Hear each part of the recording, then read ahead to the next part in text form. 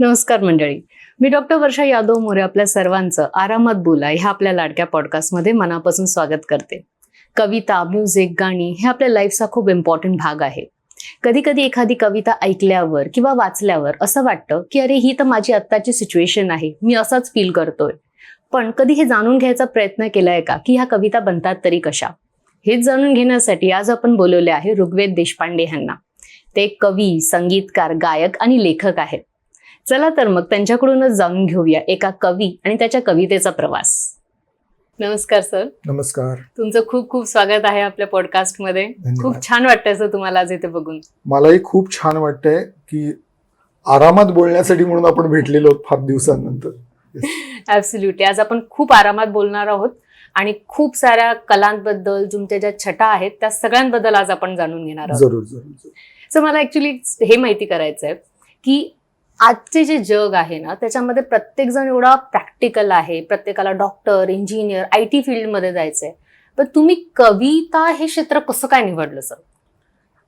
खरं सांगायचं तर कविता हे क्षेत्र मी निवडण्याऐवजी कवितेने मला निवडलं असं मला वाटतं. कारण कविता ही गोष्ट अशी आहे ना मॅडम की आपण कविता ठरवून नाही लिहू शकत किंवा कविता ही शिकण्याची गोष्ट नाही. बाकीचं सगळं जसं शास्त्र आपल्याला शिकून साध्य करता येतं तसं मला असं वाटतं की कविता ही मुळात तुमच्यात असावी लागते आणि ती कविता जर तुमच्यात असेल तर त्याला शास्त्रामध्ये आपण रूपांतरित करून शास्त्रशुद्ध काव्य निर्माण करणं ही एक वेगळी हातोटी आहे. परंतु आपण बहिणाबाईंच्या कविता जर बघितल्या तर त्यांना 4थी पर्यंत त्यांचं फक्त शिक्षण झालं होतं. कोणतंही शास्त्र त्यांच्याकडे नव्हतं, परंतु त्या वृत्तात बसलेल्याच कविता त्यांच्याकडून निर्माण झाल्या. तसं काहीसं कदाचित माझ्या बाबतीमध्ये झालं असावं असं मला वाटतं.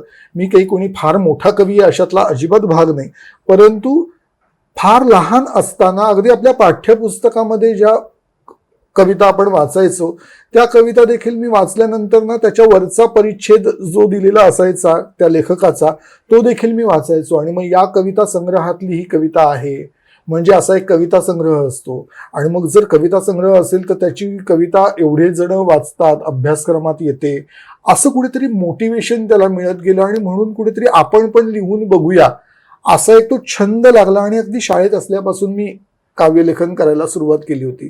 सो तो एक बूस्ट होता. आणि मग जसा मोठा होत गेलो तर मी ज्या कॉलेजमध्ये होतो ज्ञानसाधना महाविद्यालय ठाण्याच्या, तर तिथे सगळे शिक्षक आणि सगळे प्रोफेसर सुद्धा आमचे बरेचसे कवी होते. प्रवीण डवणे सर आम्हाला होते.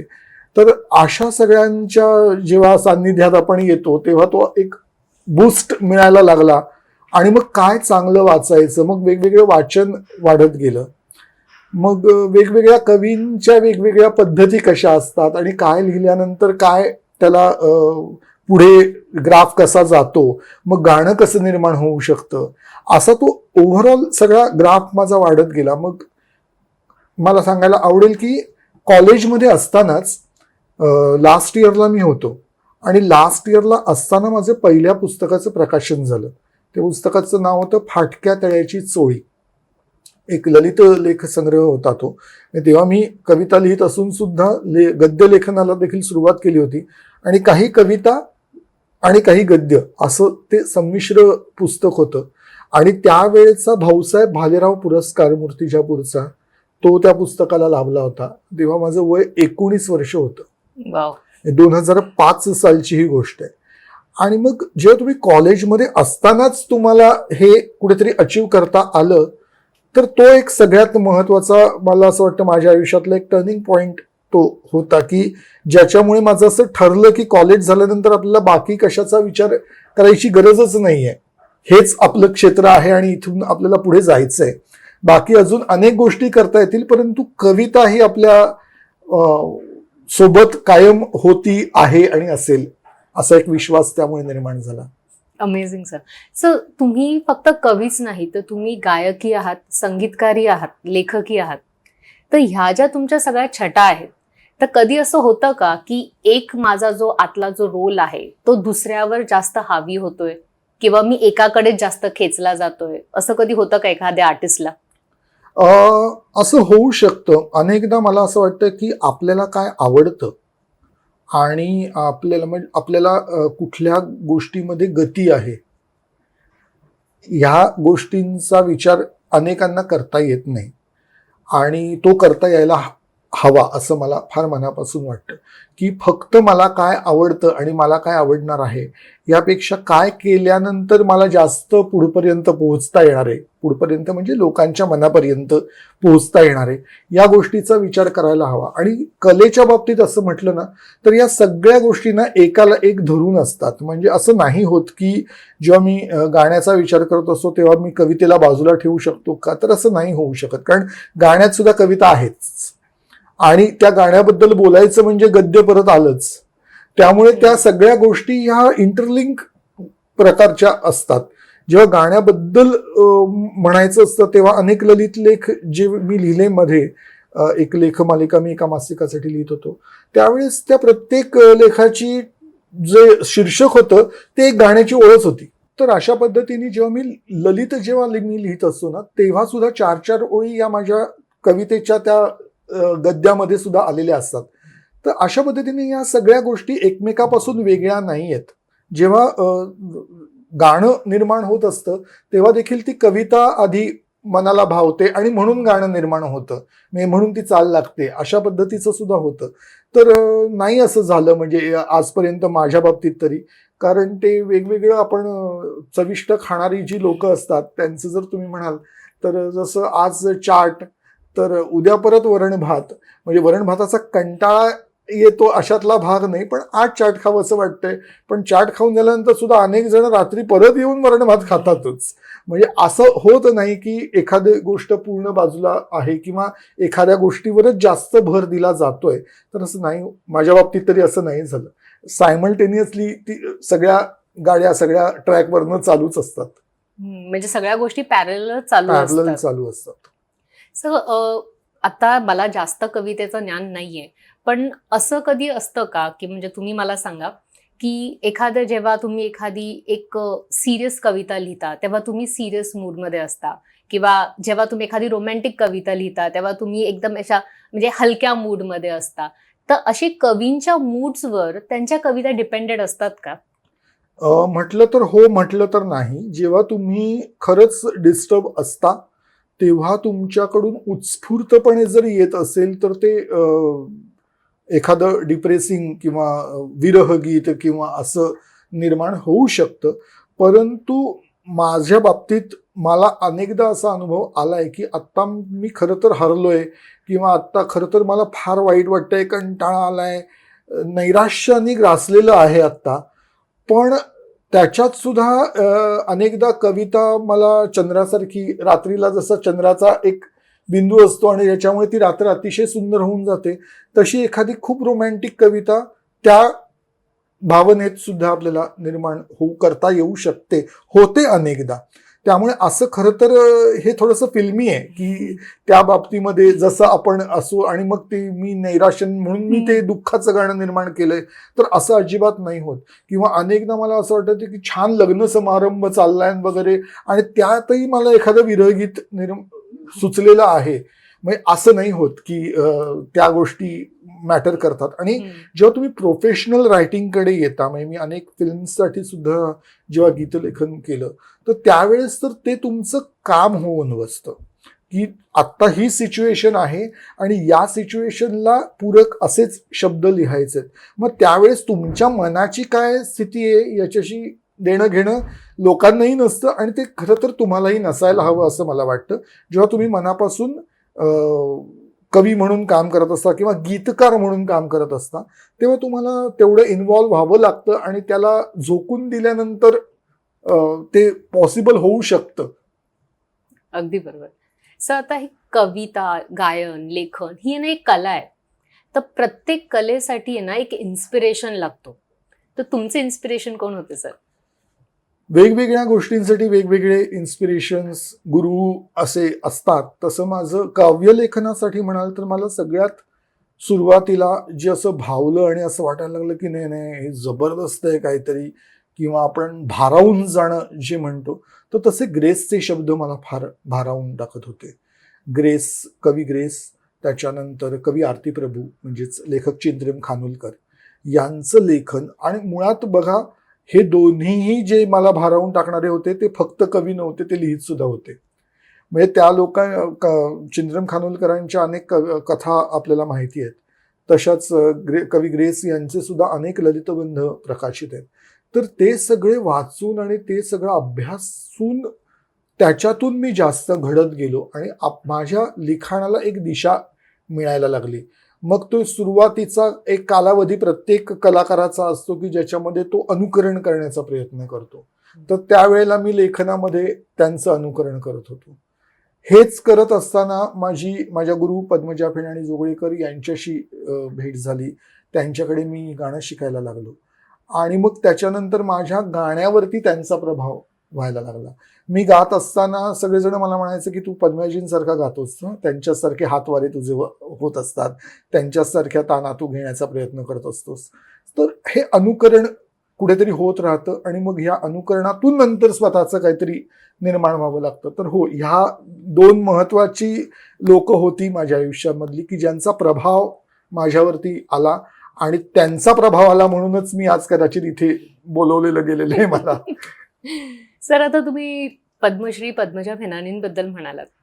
सर, त्यांच्याबरोबर तुमचे जे अनुभव होते as a student, as a singer, ते कसे होते?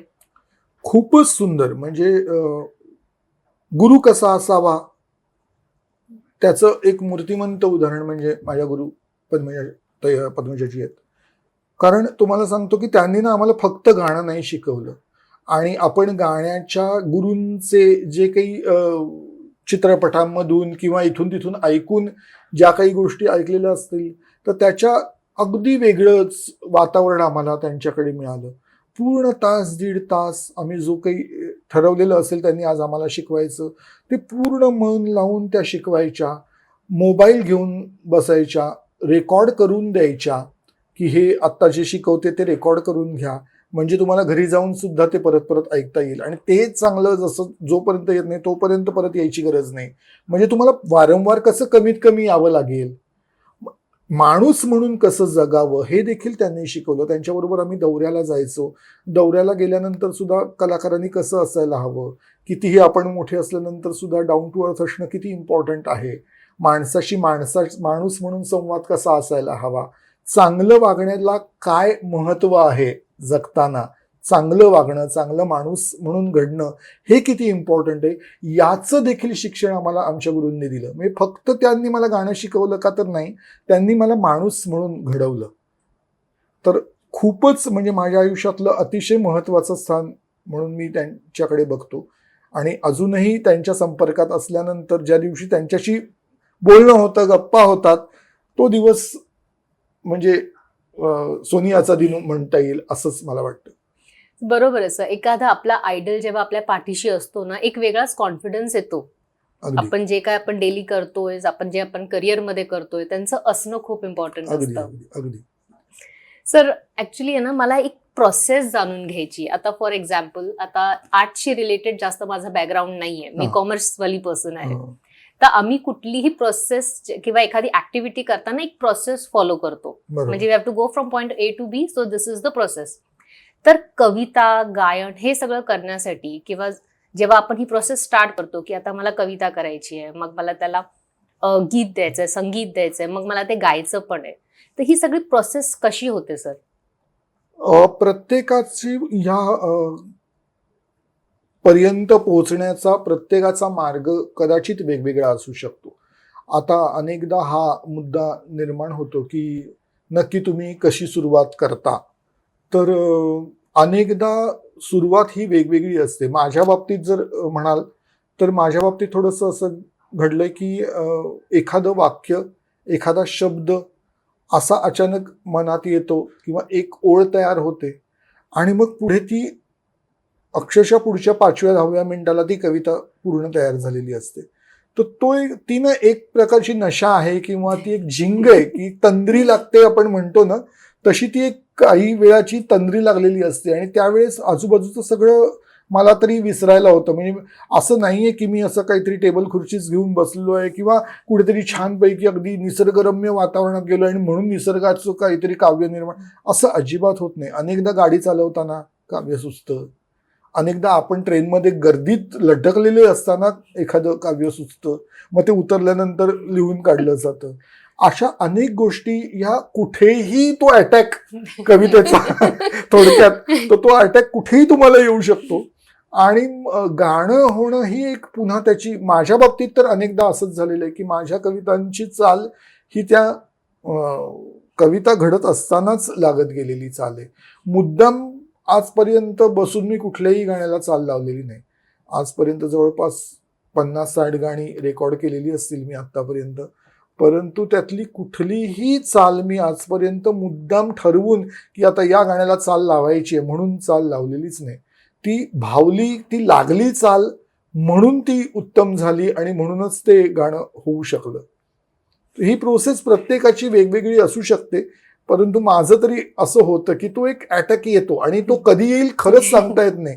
म्हणजे असं होतं की काही वेळेस महिना 2-2 महिने एकही काव्य लिहिलं जात नाही आणि एखादा दिवस असा येतो की सकाळी एक झालं, दुपारी एक झालं, रात्री एक झालं, चालूच आहे 2-4 दिवस, भरपूर 8-10 कविता 2 दिवसात तयार होतात. तर असं तो एक वेगवेगळा हे असतो, काय म्हणतात आपल्याला, तो एक माहोल तयार झालेला असतो मनाचा सुद्धा, की तुम्हाला ती एक नॅक सापडलेली असते आणि मग त्याच्यातून तुम्ही त्या पुढे पुढे पुढे पुढे जाल तशी सापडत जातात नवीन नवीन शब्द आणि ते विषय निर्माण होतात. तर ते अशा पद्धतीने वेगवेगळं होत राहतं. सर, आता तुम्ही कविता अटॅक म्हणालात, चांगला शब्द आहे, कवितेचा अटॅक येतो तुम्हाला. अगदी अगदी अगदी. तर अशी कुठली वियर्ड सिच्युएशन होती का की मी तुम्हालाही आश्चर्य वाटते, अरे ही सिच्युएशन काय आणि मला कविता सुचताय, ते कसं होतंय माझ्या बरोबर? हो, असं असं अनेकदा, अगदीच मला असं आठवत नाहीये, परंतु मला एकदा मी एका कार्यक्रमाला गेलो होतो आणि त्यावेळेस मला अचानक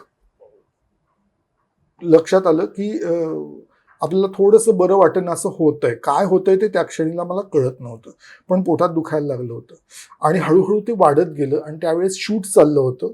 तर तिथे तुमच्या चेहऱ्यावरती दाखवताही येत नाही की तुम्हाला आत्ता काहीतरी बरं नाहीये. आणि थोड्या वेळाने मात्र ते असह्य झाल्यानंतर मला ब्रेकमध्ये त्यांना सांगावं लागलं आणि तिथून जे मी आय थिंक दादरमध्ये होतो, मी दादर का परळमध्ये समथिंग, आणि तिथून ठाण्याला येईपर्यंत मला तो खरं तर किडनी स्टोनचा आलेला अटॅक होता आणि ते प्रचंड भयानक दुखणं असतं. मी टॅक्सीमध्ये मागे आडवा झोपून जवळजवळ विव्हळत होतो आणि त्यावेळेस एक ओळ मला कंटिन्यू मनात, म्हणजे मी ती आठवत आठवत ते पेन, ती वेदना कुठेतरी दुर्लक्ष करण्याचा प्रयत्न करतो तो. त्या पेनिंगमध्ये एक कविता निर्माण झाली होती. आत्ता ती कुठली ते विचारू नका कारण ती आठवत नाहीये तशी, पण हे माझ्या स्मरणात कायम राहिलं की आपल्याला त्यावेळेस झालं काय होतं आणि आपण काय त्यावेळेला विचार करत होतो. पण त्यावेळेस देखील त्या कवितेनेच आधार दिला आणि ती शब्द जुळवण्याच्या नादात मी एक 10 मिनिटं ती वेदना विसरलो असेल तर ते देखील माझ्यासाठी त्यावेळेला खूप महत्वाचं होतं. तर असं होतं की खूप वेगळ्या मनस्थितीमध्ये आपण खूप वेगळं काहीतरी निर्माण करू शकतो. आणि एवढं आठवतं की त्यावेळेचं ते काहीतरी रोमॅन्टिक गीत तयार होत होतं आणि ते जबरदस्त त्यावेळेस तयार झालं. मग नंतर ती प्रोसेस पुढे एवढी वाढली होती दुखण्याची की ते नंतर काही लिहून काढणं जमलं नाही. अशा देखील अनेक कविता आहेत की ज्या पूर्ण होतच नाहीत. अच्छा. हा, म्हणजे ही एक फार महत्वाची गोष्ट आहे बरं का. प्रत्येक वेळेस तुम्हाला जे सुचेल ते सुंदरच असेल आणि ते उत्तमच असेल आणि ते पूर्णच होईल याची कुठलीही गॅरंटी कुठलाही कवी देऊ शकत नाही. जर देत असेल तर ते चुकीचं आहे असं मला मनापासून वाटतं. स्वयंपाकाचा आणि कवितेचा किंवा कुठल्याही कलेचा फार जवळून संबंध आहे. रादर स्वयंपाक ही सुद्धा एक प्रकारची कलाच आहे. बरोबर. तर जसा एखादा पदार्थ जो तुम्ही रोज करताय तो आज देखील उत्तमच होईल याची गॅरंटी तुम्हाला नसते. काही कारणाने ते करपू शकतं, उतू जाऊ शकतं, मीठ जास्त होऊ शकतं, काहीतरी बिघडू शकतं त्याच्यात. तर तसंच कवितेचं सुद्धा आहे. आणि अशा वेळेला तुम्हाला तुमच्या धमक लागते ते पान फाडायची. ते पान ज्याला फाडता आलं तो नव्याने पुन्हा सकस काव्य लिहू शकतो. तर तुम्हाला कोणतीही गोष्ट ही तुम्हाला दैवी मिळाली आणि म्हणून तुम्ही ती ओढत नेली असं करून चालत नाही. तुम्हाला दैवी फक्त एक साक्षात्कार झालेला असतो किंवा तो एक आशीर्वाद लाभलेला असतो, परंतु तुम्हाला त्याला शास्त्राची जोड देऊन त्याला शेवटपर्यंत नेताना, तुम्हाला जगासमोर मांडत असताना ते सकस आणि चांगलंच आणि उत्तमच, की याच्यापेक्षा उत्तम काही असू शकणार नाही, या स्टेजपर्यंत त्या काव्याला न्यावं लागतं आणि मगच लोकांसमोर सादर करता आलं पाहिजे असं मला मनापासून वाटतं. आत्ता काहीतरी सुचलंय आणि बघा मी आत्ता लिहिलं आणि मी तुम्हाला आता प्रेझेंट, याच्यात कोणताही शहाणपणा नाही. कारण कविता लिहिणं ही स्पर्धेची गोष्ट नाही, ती उत्तम लिहिणं ही स्पर्धेची गोष्ट आहे.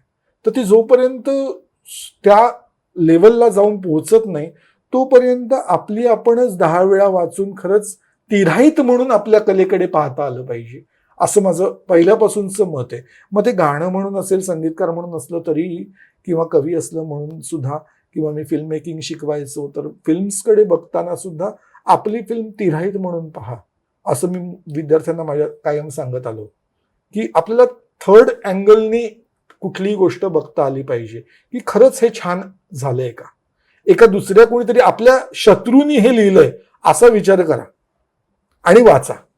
जर तरी तुम्हाला ते आवडत असेल, नावं ठेवावीशी वाटत नसतील, तर मग ते चांगलंच झालंय.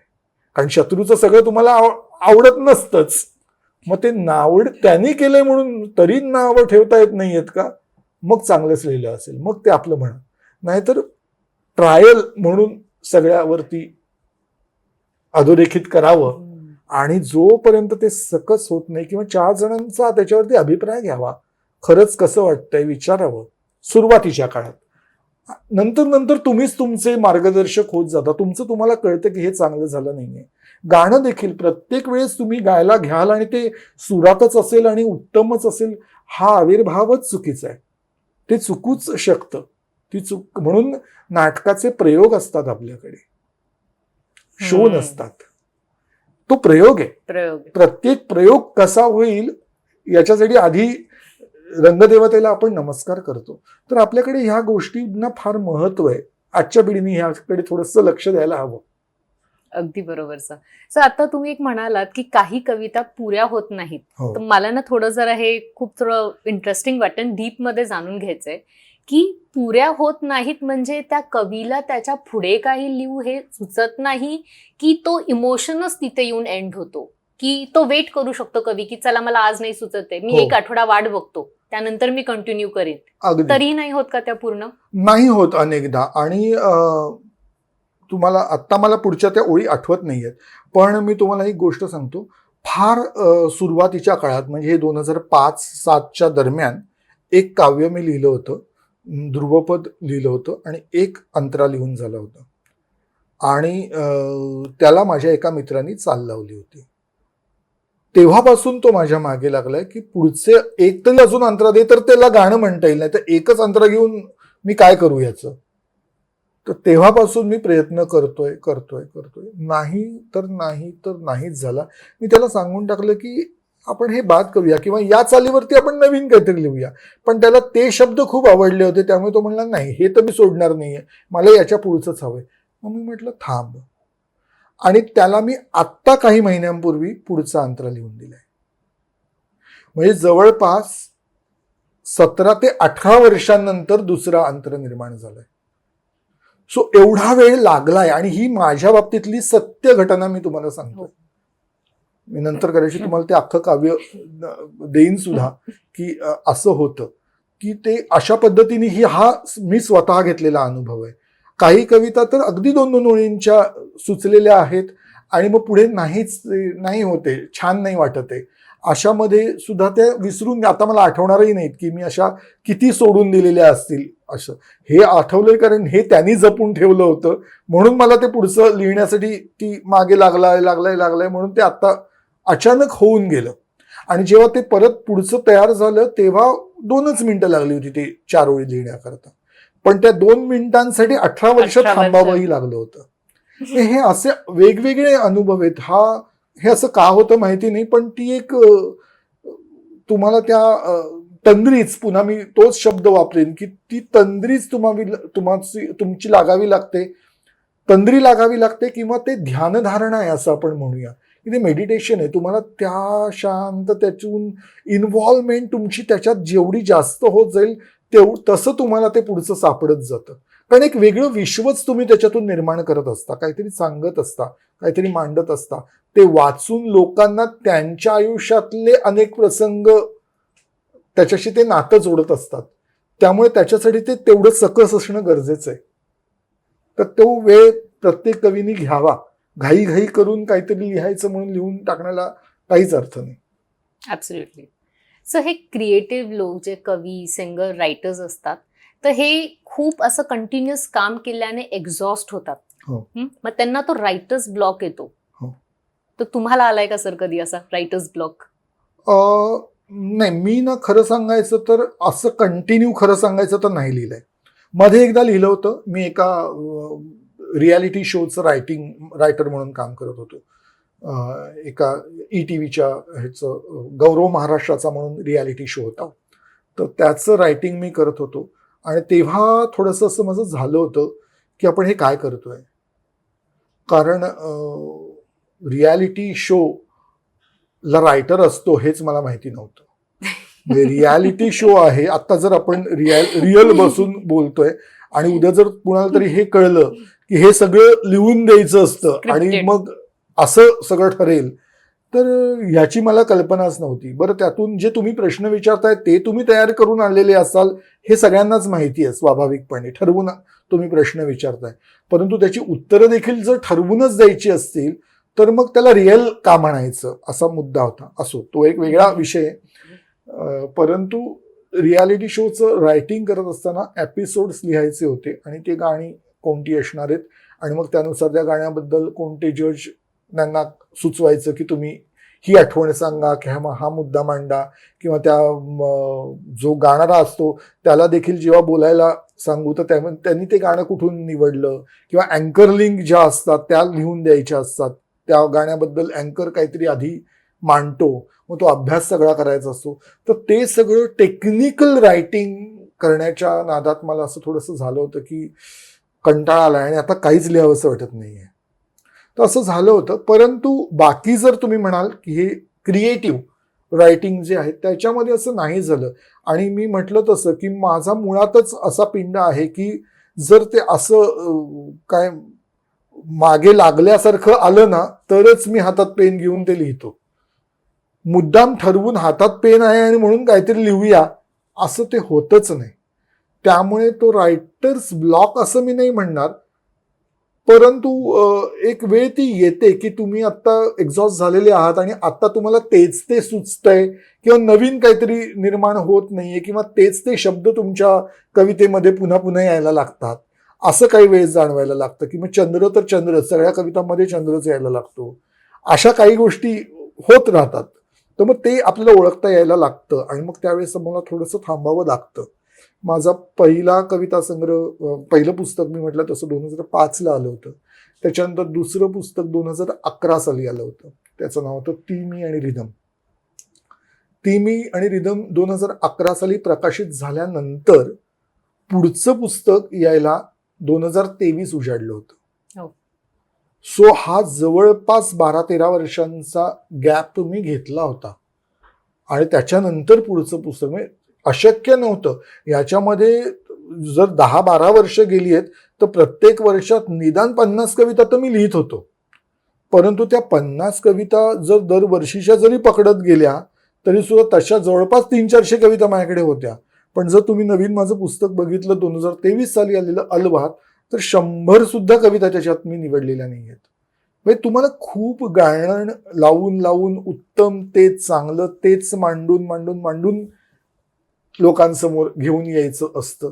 तर लोकांसमोर जेव्हा ते मांडत असतो तेव्हा तो रायटर्स ब्लॉक म्हणा किंवा याच्याशी लोकांना देणं घेणं नसतं.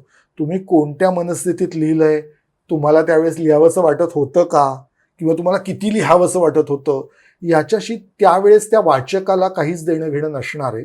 याचं भान ठेवून आपल्याला काम करावं लागतं. तर हा रायटर्स ब्लॉक आणि या सगळ्या गोष्टी हो असतीलही, मला फार जाणवल्या नाहीत किंवा त्याला रायटर्स ब्लॉक म्हणतात असं मला कधी वाटलं नाही. मला असं वाटलं की ओके आत्ता नाही सुचत आहे. आणि त्यावेळेस ना माझ्याकडे दुसरा ऑप्शन होता, म्हणजे मला जेव्हा काव्य सुचत नाही तेव्हा मग मी एखाद्या गाण्याकडे वळलेला असतो. मग मी जुनी काहीतरी गाणी काढून त्याच्यात हा रियाज जोपर्यंत चालू असतो तोपर्यंत काहीतरी घडत असतं, त्यातूनच कुठून तरी येणार असतं. आम्ही कायम असं म्हणतो की सारे गम पधनिसा एवढंच आहे संगीत, पण गाण्यांची आपल्याकडे यादी बघा केवढी आहे. ही सगळी गाणी सारेगम पधनिसा मध्येच बांधलेली आहेत, पण एवढं क्रिएटिव्ह बरोबर. आपल्याकडे म्हणजे वाव त्याला केवढा आहे. तर मग तो जर आहे तर मग आपल्यालाही तो सापडेल. त्याच्यासाठी थांबलं पाहिजे, तो नंबर आपला यावा लागतो. तर तो पेशन्स, संयम हा अतिशय महत्वाचा आहे. आणि ज्याला थांबता आलं तो त्यालाच पुढे जाता आलं असं मला वाटतं. आणि त्याच्यामुळे मी ते थांबणं प्रेफर करतो त्या वेळेला. बोलता बोलता वेळ कसा गेला कळलंच नाही, म्हणून हा एपिसोड आम्ही 2 भागात डिवाइड केला आहे. आमच्या सेकंड एपिसोडच्या नोटिफिकेशनसाठी आमचे चॅनल आरामात बोलायला सबस्क्राईब करा आणि हो, बेल आयकन दाबायला विसरू नका. थँक्यू.